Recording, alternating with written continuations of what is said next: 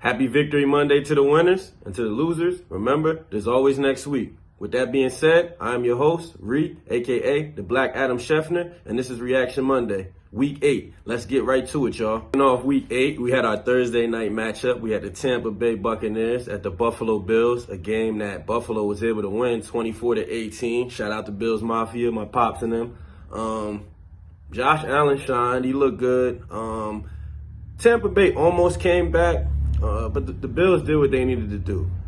This league is not about winning pretty. It's about winning games. And that was the objective, and it was complete.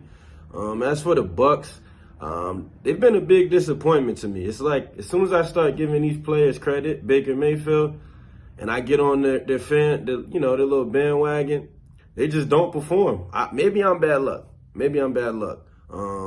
But the Bucks, they put themselves in a tough situation because the division is very, very close.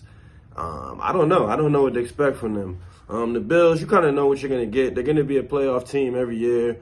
I know Josh Allen takes a lot of criticism, as I've been saying, a lot of unnecessary criticism. But the Bills will be fine. Diggs didn't have a great game. But, again, the objective of the game is to win, and it doesn't have to be pretty. So, shout out to the Bills. Sunday matchups, we had our first game of the week. We had the Jacksonville Jaguars at the Pittsburgh Steelers, a game that the Jags were able to win 20-10. Is it just me or have the refs been historically bad this year? I don't know if it's the sports betting, but a lot of games been bad this year, but this may have been the worst officiated game. It was to a point where Mike Tomlin went up to one of the referees and said, "What the is wrong with y'all today?" But the refs have been terrible this year. I don't know what it is, but they've been bad.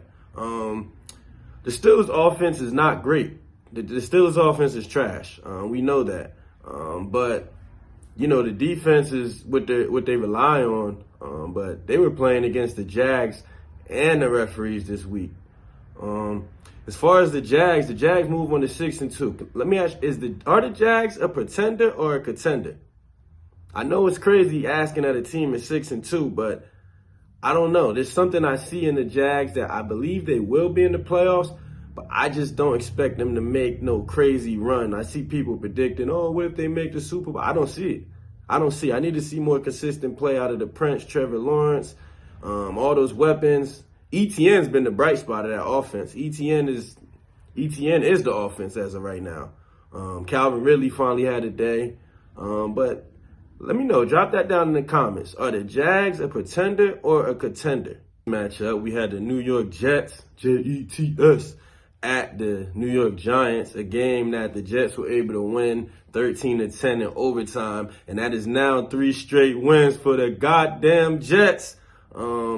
This game was not an offensive. If you love offense, this was not the game for you to watch. The Giants finished with -9 passing yards. Maybe it's just not Daniel Jones. Maybe I don't know, because Daniel Jones didn't play. Tyrod Taylor got hurt, but I feel for the Giants fans, man. I'm here with y'all. I said that at the start. Go back and look. I said I was with the Giants fans this year. I'm here for y'all. But -9 passing yards in a game is crazy. Are the Jets defense that good? Or the Giants just that bad? I know they got injuries all over their line and everything, but -9 yards in an NFL game between two quarterbacks. They had two quarterbacks in. Wow. Had the Houston Texans at the Carolina Panthers. Both quarterbacks that were selected 1 and 2 in the draft this year. We had Bryce Young versus CJ Stroud. A game that I thought the Texans let me down. I'm going to keep it real. The Texans let me down. They're still in that, range to potentially make a playoff push, which I doubt it'll happen. But this was a game that they had to win. Wins are hard to come by in this league. And to lose to a team, shout out to the Panthers for getting their first win. But to lose to a team with no wins, and you're trying to build something, that's a bad loss. That is a bad loss. They've been taking good steps forward. I look at that as 3 steps back. And that's no disrespect to the Panthers, but come on now. We had the New England Patriots at the Miami Dolphins, a game that the Fins were easily able to win 31-17. Miami beats up on another weaker opponent. I've had them on fraud alert. I don't want people to think I'm hating on them, but it's like we get these dominant performances against the weaker teams, but then when they we'll find out this week, I guess, because they play Kansas City. So this will be their chance to kind of shut me up. But I'm just still not fully sold on Miami. I still think they rely too much on the big plays. As for the Patriots, Mac Jones should not be a starter in this league. He shouldn't be a starter. I'm not going to say he should be bagging groceries, a truck driver, or none of that. But he shouldn't be an NFL starter. Maybe a backup, I don't know. But it's just inconsistent. Like I said last week, he'll play one good game, and then the next 10 games are bad. He's just not a starting quarterback. Whether you want to say he doesn't have receivers, you want to blame the line. Mac Jones is not a starting quarterback. Then we had the Atlanta Falcons at the Tennessee Titans. Again, at the Titans were able to win 28-23. Is D-Hop back, y'all? I'm a little mad at myself. I had D-Hop on fantasy. He hasn't been doing nothing for me. And then this week he just scores 3 touchdowns. Is D-Hop back? Atlanta finally benched Ritter, which I've been saying they needed to do. The kid is I don't like to just say guys are terrible or they suck, but Ritter's terrible. It looks like Tennessee found their quarterback, Will Levis. He did his thing. He threw 4 touchdowns. He was out there balling. Got to give credit where it's due. He was balling. They might have their quarterback because Tannehill is not it. Tannehill is not it. He's just not. The Minnesota Vikings at the Green Bay Packers, a game that the Vikings were able to win 24-10. At what cost? Kirk, man. Kirk Cousins, man. I feel for the guy. He's been putting up career numbers all season, and now he's out with an Achilles injury. I'm pretty sure, if you've seen the video, you could literally see the Achilles pop. But I just feel for the guy. You know, he's taking a lot of unnecessary criticism throughout the years. You know, Kirk can't play in prime time, whatever. But Kirk Cousins is not a bad quarterback. The Viking season over because they were just getting over that hump. Like, they could have made that late push to potentially sneak into the playoffs as a wild card team. But now with Kirk, I don't even know who the backup is out there in Minnesota. As for Green Bay, they're just not good at football. It's just not. I feel bad because Wisconsin is a football town, a football state, but Green Bay just isn't good. I don't know where to start, but they're just not good. We had the LA Rams at the Dallas Cowboys. Again, that the Cowboys absolutely steamrolled the Rams, 43-20. The Cowboys are so good when they're hot, man. Like, when the Cowboys are hot, they'll have you thinking like, damn, this team could make a run. Dak, did you see Dak? Rain Dakota Prescott? Did you see Rain Dakota Prescott? He did his thing. I got to give him his credit. You know, earlier this season, I said he's the most consistently inconsistent quarterback. But see, this is the thing. Now, he looked great this week. Now, how will he play this week coming up against Philly? Because he has a chance to prove it. If he goes out there and balls out and Dallas wins, I got to walk back what I said. As for the Rams might be done up. I had a little faith in them, a little hope for them. With Stafford got hurt. They got veteran player. I don't know. The Rams, this could be the end of the Rams. It's not looking pretty out there in LA, man. The Philadelphia Eagles, Eagles at the Washington Redskins. Again, that the Eagles were able to win 38-31. Absolute barn burner. But you can't give the Eagles a hit for that. It's a division. As I said, wins are hard to come by in this league. But those division rivalry matchups, they can go anywhere. You play the same team twice. You're playing the same team twice every season.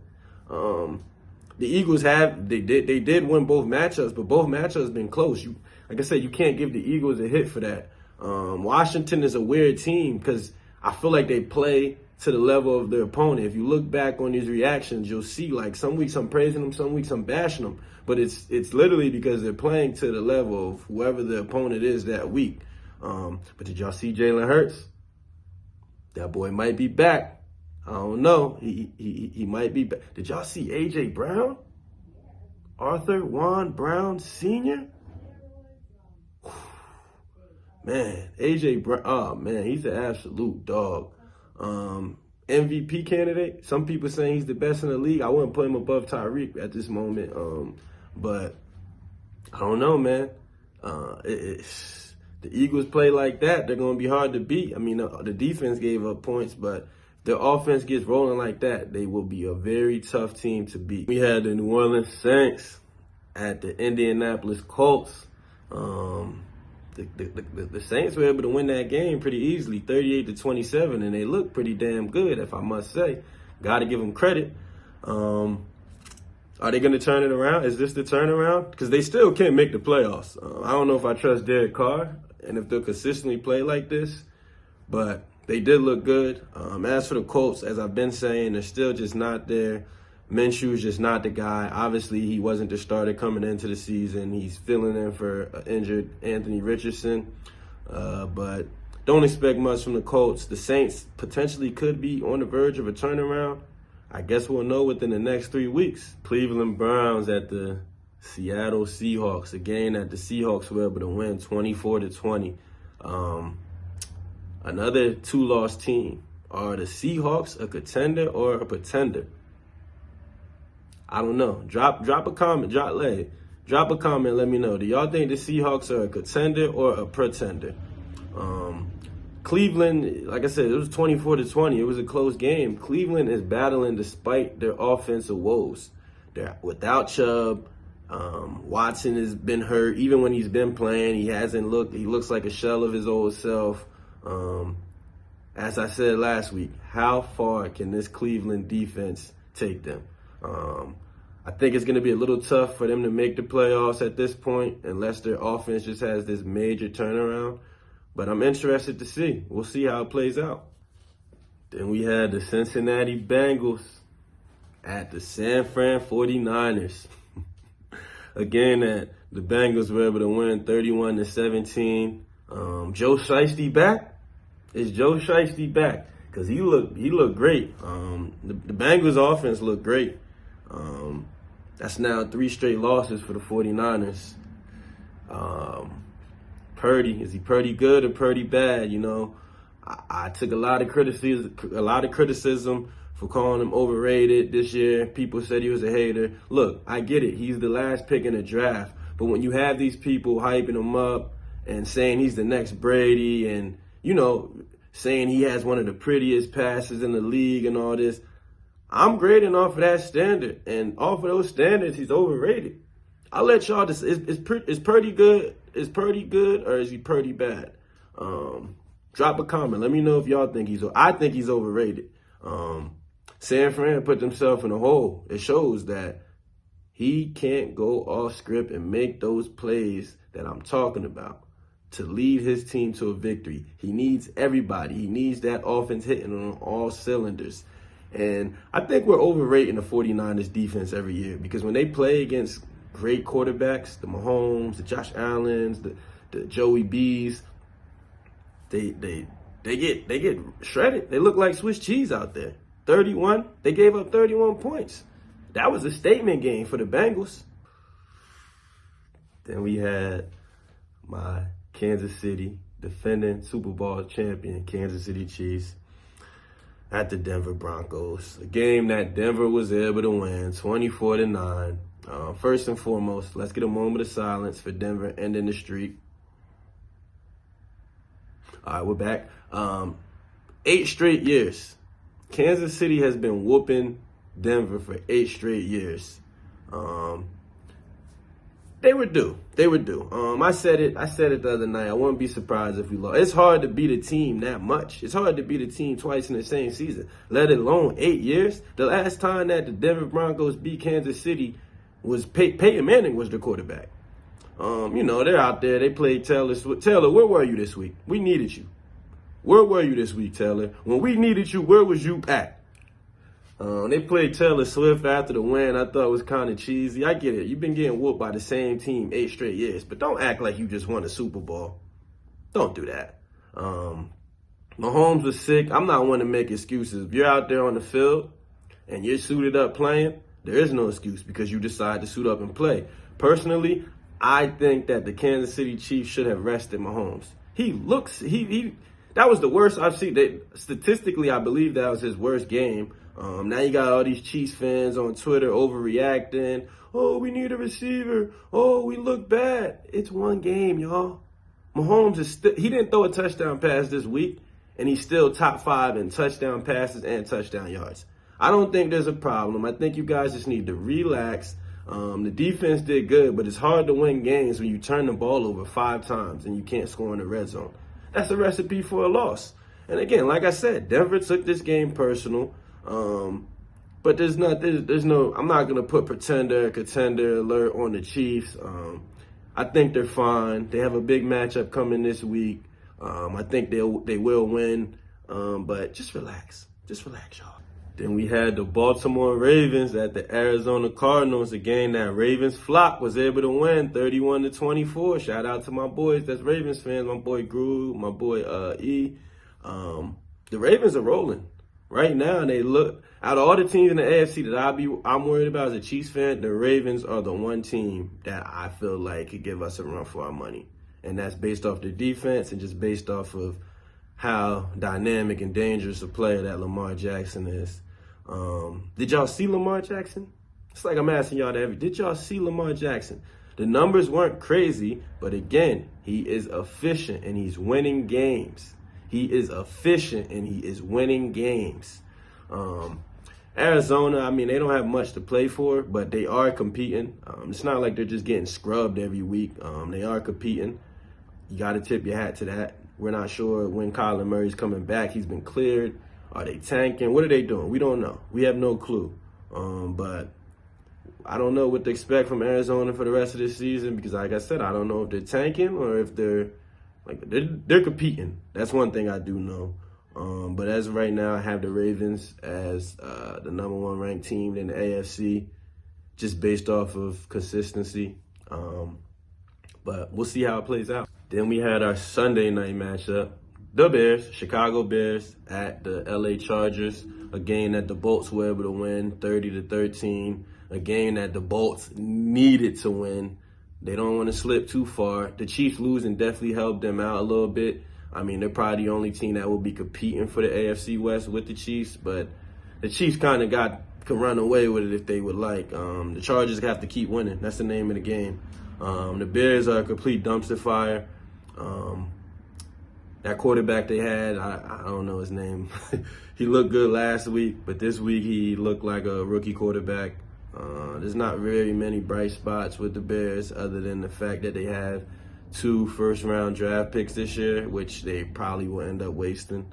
But we shall see how this season plays out for the Chargers. And for the Bears, as I said, I wouldn't expect much. And that wraps up week 8 of Reaction Monday. We're getting down to the wire, man. You're starting to find out who's the contenders, who's the pretenders, who's the frauds. This is around the season. This is a point of the season where everything starts to kind of shape up and you find out who's who. We got a lot of football left to be played, but I don't know. For some teams, every win is going to count. There's a few teams that could afford some losses. As of right now, in the power rankings stand, I have the Eagles #1, the Chiefs #2, the Ravens #3.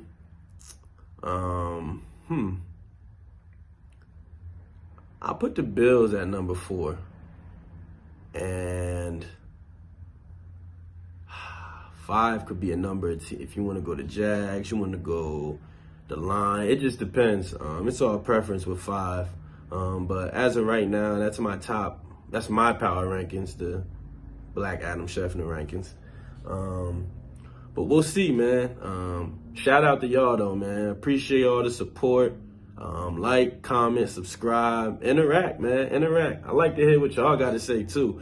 It's a little different. I'm not doing statuses on Facebook. Reaction Monday is now live.